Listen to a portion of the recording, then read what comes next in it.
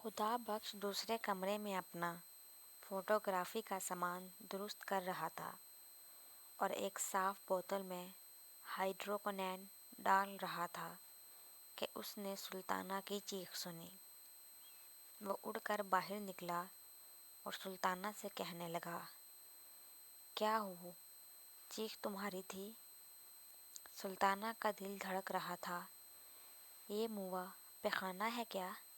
بیچ میں یہ ریل گاڑیوں کی طرح زنجیر کیا لٹکا رکھی ہے؟ میری کمر میں درد تھا، میں نے کہا چلو اس کا سہارا لے لوں گی، پر اس موئی زنجیر کو چھیڑنا تھا کہ ایسا دھماکہ ہوا کہ میں تم سے کیا کہوں۔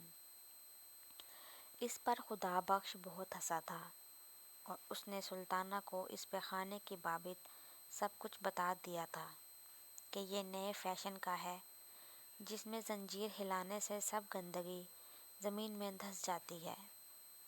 خدا بخش اور سلطانہ کا آپس میں کیسے سمبندھ ہوا، یہ ایک لمبی کہانی ہے۔ خدا بخش راولپنڈی کا تھا۔ انٹرنس پاس کرنے کے بعد اس نے لاری چلانا سیکھا۔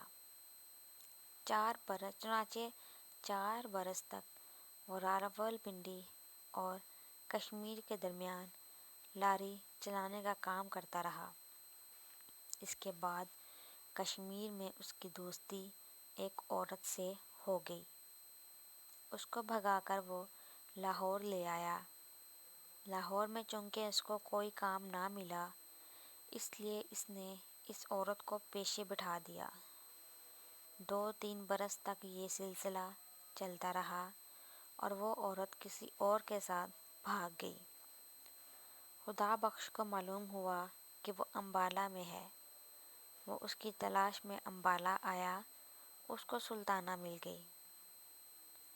سلطانہ نے اس کو پسند کیا، چنانچہ دونوں کا سمبندھ ہو گیا۔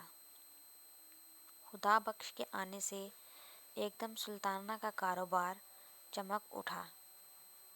عورت چونکہ ضعیف الاعتقاد تھی، اس لیے اس نے سمجھا کہ خدا بخش بڑا بھگوان ہے جس کے آنے سے اتنی ترقی ہو گئی۔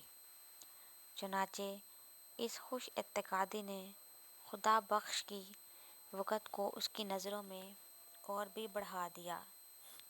خدا بخش آدمی محنتی تھا۔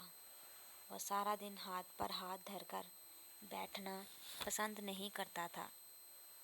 چنانچہ اس نے ایک فوٹوگرافر سے دوستی پیدا کی جو ریلوے اسٹیشن کے باہر منٹ کیمرے سے فوٹو کھینچا کرتا تھا۔